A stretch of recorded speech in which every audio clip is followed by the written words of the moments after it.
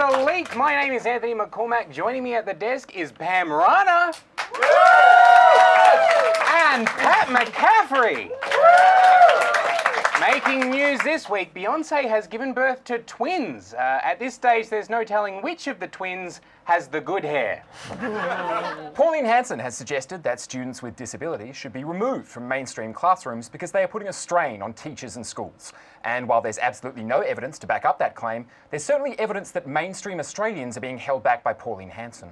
A spokesperson for One Nation was asked whether it was okay to solve problems by isolating them from so-called mainstream Australians. They responded, yes, especially for Muslims, Indigenous Australians, climate scientists, Muslims, ABC reporters, and especially Muslims.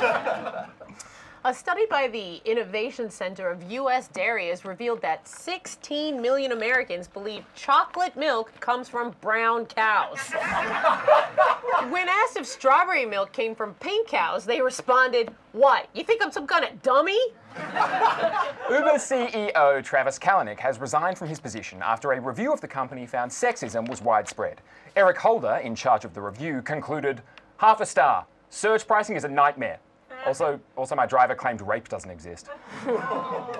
A sniper with Canada's elite special forces in Iraq has shattered the world record for longest confirmed kill shot in history at a staggering 3,500 meters.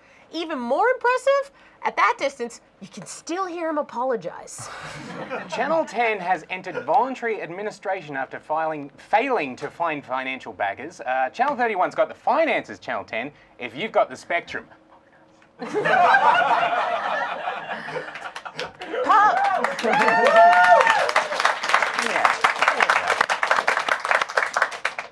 Pop star Katy Perry has become the first person to reach 100 million Twitter followers. ISIS have claimed responsibility. And finally, an Indonesian baby that went viral for smoking 2 packs of cigarettes a day has given up smoking. Now the only smoking babies are Beyonce's. I know.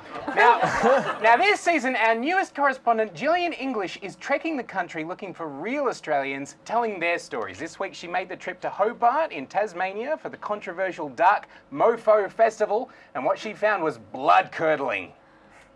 Tasmania, a beautiful island off the southern coast of Australia, home to gorgeous scenery, delicious food, and also delicious alcoholic beverages. It's also the home of eclectic arts festival Dark Mofo, which this year sparked a little bit of controversy when they exhibited Herman Nietzsche's very controversial art piece, Action 150. I arrived at the Action 150 event expecting a throng of impassioned protesters. Headlines, artists, and activists on the mainland certainly seemed to be in a furor over the event. Yet, the scene that met me was a little milder. Make no mistake, there was a beautiful, gentle bull alive a couple of days ago, and he's been brutally slaughtered, so you guys can go and watch people roll in his entrails and body. Yeah, that's why we're here. Yeah, that shows you're slightly unhinged. Leaving the protesters behind, I ventured into the belly of the beast, the holding warehouse where we were kept before we were taken to the other warehouse where the event would take place. I asked some eager spectators if they thought what we were going to see was art or just mindless culling. Why were they here? Oh, I'm here for Dark Mofo and, got tickets, they were free. That's always good, right? Free art is always good. Amazing. And what do you think of the protesters out there? Did they change your mind in any way? Oh, well, I didn't see them, to be honest. Like, we were first in line, and we came in, there were no protesters. Yeah, I saw the protesters when I was coming in, and they had mirrors. They were holding mirrors at us, I guess. Burn us with the sun?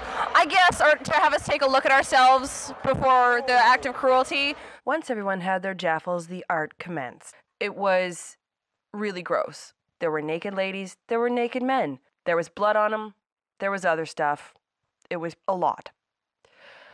After the art ended, I was, however, able to obtain an interview with one of the artists participating in the work as a volunteer participant. Content warning, sticky man. Lachlan Hall, you are covered in art. How do you feel? A bit sticky now, starting to dry, so yeah, pretty good. Did you enjoy that? It was good. I put it on the bucket list, I suppose, but... Was it always on your bucket list to play in the blood of a dead animal? No, I've always just wanted to do stuff that's a bit out of the ordinary, and I got the opportunity to be a part of this and thought, that's pretty weird. Would you consider it art? Well, anything can be art, I suppose. That's an age-old question. Yeah, sure. Why not? Do you want a jaffle? I'm starving. A jaffle? Yeah. That's the pancake thing? After I educated Lachlan about his shocking lack of Australian snack knowledge and let him clean up, I followed him outside to see if the experience had stayed with him in any kind of transformative way, as art should. It was like it was a badge of honour to be covered in blood, and you were seen as a bit of a sook if you still had some white patches on your shirt. So I thought, I'm looking like a bit of a sook, that the front of me is still white. So on the fourth one, I picked up I was stuck on the thing, and he's throwing the guts, the blood on my back, but I needed to get my shirt red. So I got the biggest liver I could find, like a big, I assume, cow's liver. So I'm dipping that in the blood, and I'm wiping it on my chest to cover up all the white stuff. And the bloke next to me, he got some blood in his mouth and up his nose. And so he turns to me and he shoots like a boogie, like a big snot rocket, and it lands on my arm. And I just remember thinking, dude, like, that's pretty gross. Like, he just put snot on me. And he looks at me and he's looking at me rub this big liver on my stomach. And that's when that was when the moment hit me. This is pretty gross what we're doing. Well, whether gross or confusing or intriguing, not many people here seem too worried about the question of whether or not this was art, and fewer still about the question of animal cruelty. So what does that say about our engagement with the art of activism? Predictably, I'm too hungry for a jaffle to really think that through.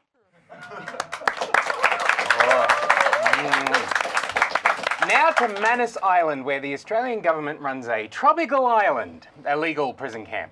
But those lefty Melburnian social justice warrior types had some good news last week when it came out that the government had settled out of court a class action lawsuit and will have to pay at least $70 million to refugees. Detained in Papua New Guinea. Detained in Papua New Guinea. Yes, that's right. That's right, Anthony. The lawsuit brought on behalf of almost 2,000 detainees pertained to negligence, including medical negligence, abuse, and unlawful detention, which was a little awkward because the PNG Supreme Court ruled the center was illegal in April. The April that was 14 months ago. Still, for the 1,905 current and former detainees, this is a significant victory. At the minimum, this settlement would net them, let me see if I've got the figures right, $36,000 each. That's more than I make in a year. Well, first, that's just because hosting this show actually doesn't pay. You should probably find something better to do with your time. But secondly, the money actually isn't going to be divided equally. Different amounts will be allocated based on time spent in detention, injuries sustained, and whether they were affected by things like riots. Basically, money will be allocated according to a series of calculations that are as complicated as they are depressing. Maybe they should pool their money and buy an island. Finances aside, though, this is a landmark case. I mean, the government is admitting guilt. Exactly wrong, Anthony. Yeah. The settlement was reached on the grounds that the government could deny any and all liability for mistreatment and false imprisonment. So even though they're clearly responsible, they don't have to admit fault.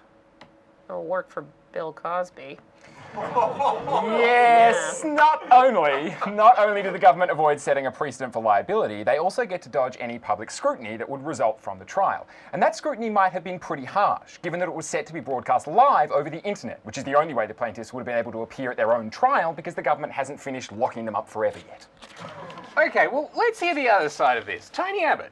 He says that we've got a judiciary that takes the side of the so-called victim rather than the side of common sense. Right, but this has nothing to do with them because the case was settled to prevent its discussion in court. Tony Abbott has an unorthodox take on how the legal system works. Yeah, Tony Abbott's a bit like a banana, just an unconventional dildo. All right, what about Immigration Minister Peter Dutton? He says that detainees can go home whenever they like. True, but you don't get into a leaky fishing boat, cross the seas, endure years of misery in a prison camp, and subject yourself to regular video messages from Peter Dutton. Unless you're desperate. Okay, but what about Andrew Bolt?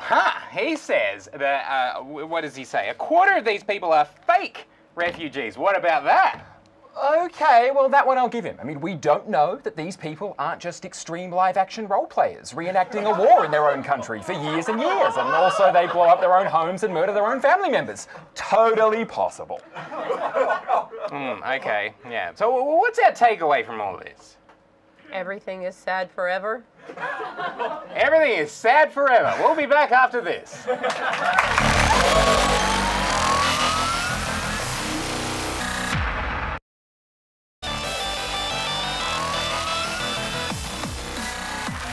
Welcome back. Stay tuned after the show tonight for our new regular Facebook Live post show from 9 p.m. Facebook.com/TheLeakLive. Right now, though, in the studio, we have The Leak's brand new science correspondent, Matt Young. Thank you very much, Anthony. I'm here today to talk to you about climate change. Look, it's no secret that humans have been ravaging the Earth for untold millennia, further back than history books, human memory, or scrolls could even begin to document. Rising sea levels, freak storms, volcanic eruptions and earthquakes. I'm sure no one will disagree with me in saying that Mother Nature is pissed. Now, there's no fixing this state of affairs overnight, obviously. We're not going to pull a rabbit out of a hat here. There's no magic spell we can recite, no wand we can wave that will reduce CO2 levels in the atmosphere. But there are a few things that we, as people, can do. We can make a nationwide commitment to reducing carbon emissions. We can make a personal commitment to walk more often than we drive. And we can make a global effort to join together in worshipping the cosmic energy that flows within all beings. Did you just say worship the cosmic energy that flows within all beings? Yes, Pat, that's correct. We, as a people, need to gather together in prayer and, quite frankly, beg Mother Earth to forgive us for the ravages we've committed to her body. That, to me, would be the logical first step in combating climate change. Sorry, Matt, I must have misheard you. Are you suggesting that to tackle climate change, we need to believe in some kind of magic? Yes, Pat, that's essentially the case I'm making. No, I'm confused here, because we've invited you on as a science correspondent. Now, this is what? Magic and voodoo? What are you, like Chris Angel? No. No, Anthony, not like Chris Angel. I'm talking about saving the world, not walking across a pool in Las Vegas. So, are you a wizard? No, Pam, I am not a wizard. I, much like you, I am a doctor of alchemy. So, you're a homeopath? God, no, yuck, yuck. Pam, I was asked here to be your science correspondent. I was not invited here to be insulted. Just on that though, Matt, I mean, I'm hearing a lot about magic and not a lot about science. Yeah, look, Pat, it's best if you think of it as alternative science. Science these days is all empirical evidence this, observable phenomena that, you know. What happened to good old-fashioned anecdotal evidence, you know? What happened to believing spirits talk to you through signs and coincidences? You know, when it comes down to it, if you just have a little faith, the real magic is confirmation bias. So Matt, you're saying that if we all link arms and pray to Gaia, then the temperature stops rising. That would be magic. Are you saying that correlation implies causation, Pat? Because I think you know better than that. Look, I'm sure you've all seen enough fantasy to know that harnessing the 4 elements will render us unstoppable. All I'm suggesting is that we extend the golden rule to Mother Earth herself. We treat her the way we would want to be treated. Okay, I see what you're getting at. Stop carving up her innards for fossil fuels and give a little a little bit back by planting a couple million trees. Start embracing the natural gifts of tidal, wind, and geothermal energy. Yes, that, and we perform a massive virgin sacrifice. And that's all the time we have for Matt. All the time we have for Matt. Everyone, please thank Matt Young.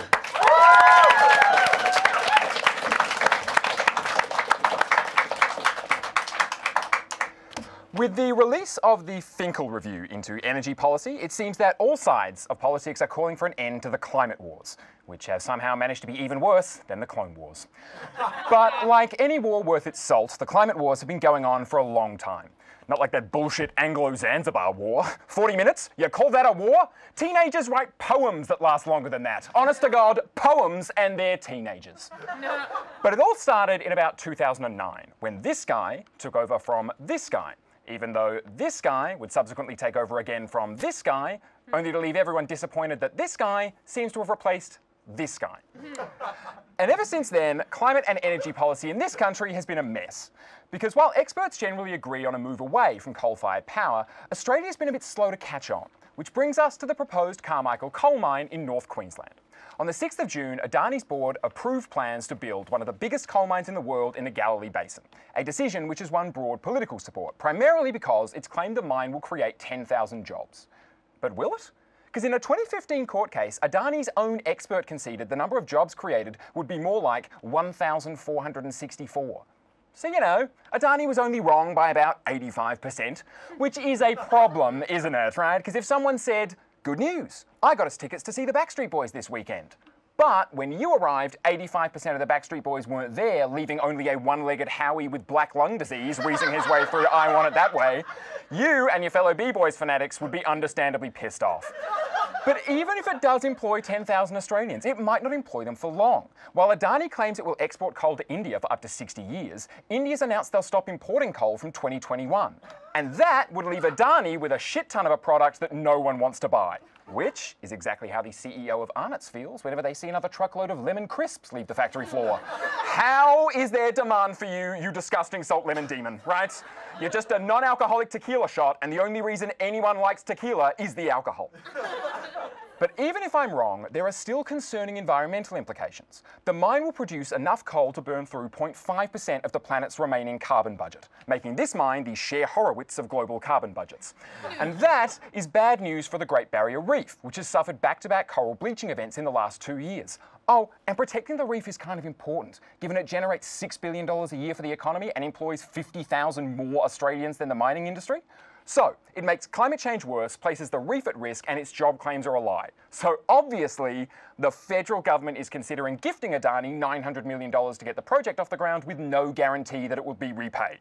So why would anyone support this mine? Well, maybe, because when I said earlier that all sides of politics are committed to ending the climate wars, I was leaving out one side. Because while some politicians are placing short-term economic interests ahead of action on climate change, which is bad, there's one side, the side pushing hardest for the mine, people like Matt Canavan, Barnaby Joyce, and Tony Abbott, who don't actually care about the financial merits of the mine. They don't care about the benefits of renewable energy, they don't care about providing power to Indian citizens, they don't even really care about fighting climate change, they only want to fight the war. You see, they're basically like the Japanese soldier Hiru Onada, who was found hunkered down in a jungle in the Philippines, refusing to believe Japan had surrendered World War II almost 30 years after they actually had. You guys are fighting a battle that's already over. Everyone agrees it's over. So come out of the jungle, guys, because a lot's happened in the last 30 years. I mean, I'll get to explaining climate change, but for starters, I got to explain which Star Wars films you can avoid watching.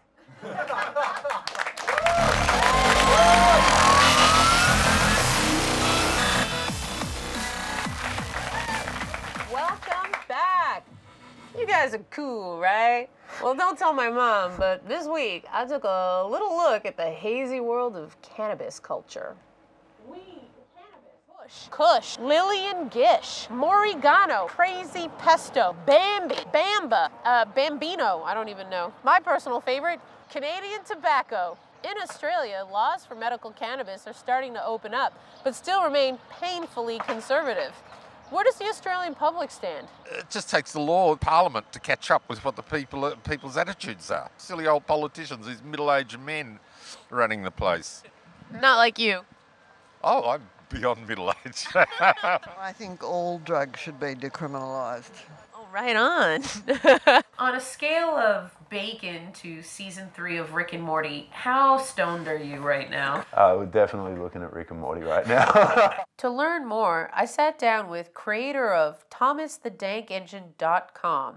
Tom smokes and vapes, but he also uses cannabis oil to treat his depression, aches, and epilepsy. So how many seizures were you having and how many seizures are you having now? The absences, like I said, got up to sort of 50 a day at one point. The tonic-clonic seizures at one point, it was sort of one every week or two. And now? And now it's generally months in between. It started when my partner sort of got me smoking instead of drinking, which made a huge difference to my epilepsy. When we moved to oil was when we were living in Brisbane. They recalled one of my medications and that got really scary. So we drove south of the border to Nimbin and we found some help. Nimbin, where dreams come true. Can I ask you what you think about the recent legalization of cannabis oil for medicinal use in Victoria? I think it was a really weak step. There are so many more people who need it as well. Like the amount that it treats, it needs to be less of just this tiny little control group. 37 people under the age of 18 have access to cannabis in Victoria. Greg Chip is CEO of Drug Policy Australia, a registered NGO that promotes harm reduction drug policies. The current approach of criminalising people isn't working. Not only have 135,000 Australians been charged with drug offences last year, 2 million Australians, 10% of Australians, use cannabis regularly. In 1985, Bob Hawke proposed some very radical moves that are credited with saving tens of thousands of lives, until little Johnny Fuckface Howard, the Prime Minister of Australia, and I say that with passion and anger because he is responsible for the deaths of young Australians. He implemented a tough-on-drug strategy in 1995, and the tough-on-drug strategy we still live with today. Why do you think Australia lags in social issues? Laziness. I think it comes down to absolute apathy. Did you hear that, Australia? A stoner is calling you apathetic. That's a problem. It's time to stop getting our highs from caffeine, booze, and fatty foods. So honestly, there's really no negative aspects. I think everyone should write to their local MP and just push the issue. It's time to light a fire under this issue, but what's holding us back? Suited men with ties.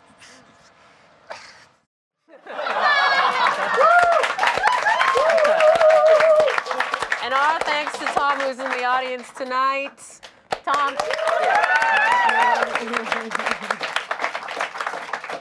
This is really happening, Tom.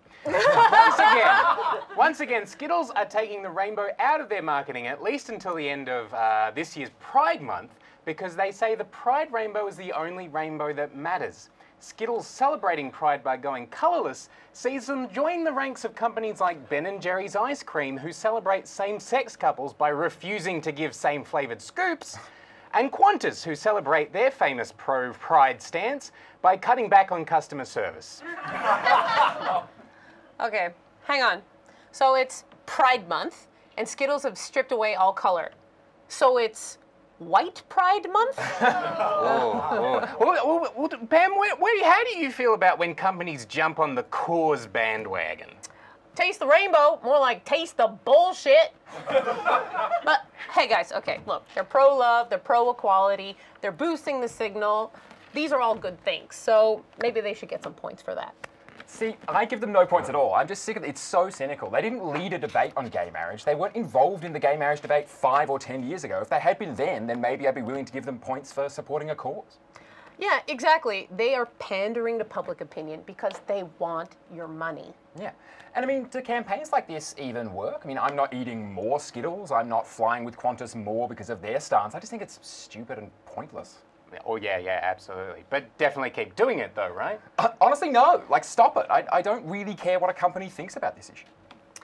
What I like is that if I'm going to make a purchase that I'm going to make anyway, I can put my money towards a brand that has good values. Well, okay, one of the major brand names in support of marriage equality is Nike. Would you consider Nike an ethical brand? Let's just say they're great in terms of marriage equality, and let's just stop it there and admire our sneakers in perverse ignorance. But see, even something that seems super simple, like 2-Minute Noodles, is owned by Nestle. Shut your mouth! It's true, right? And 2-Minute Noodles are the lifeblood of a majority of students. And if you don't know about Nestle, Google, does the Nestle CEO believe water is a human right? The answer may surprise you. Yeah, and students need water for their noodles. Think it through, Nestle. Why Skittles? What does gay marriage have to do with Skittles? What I want is to see companies taking a stand on issues that are actually relevant. Yeah, like what is McDonald's stance on euthanasia? McDonald's supports your right to end your life. That's why they load their burgers with as much saturated fat as possible. Nike and Apple could lobby for workers' rights. Personally, I'd like to see Skittles start a public health campaign. Yeah, a campaign against diabetes. How do they feel about diabetes?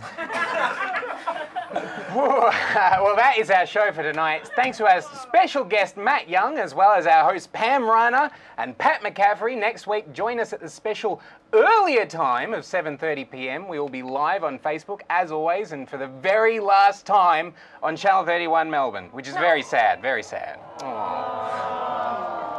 Didn't milk that at all. And stay tuned. Stay tuned now on Facebook for our weekly live post show. Until next week, I'm Anthony McCormack. Good night.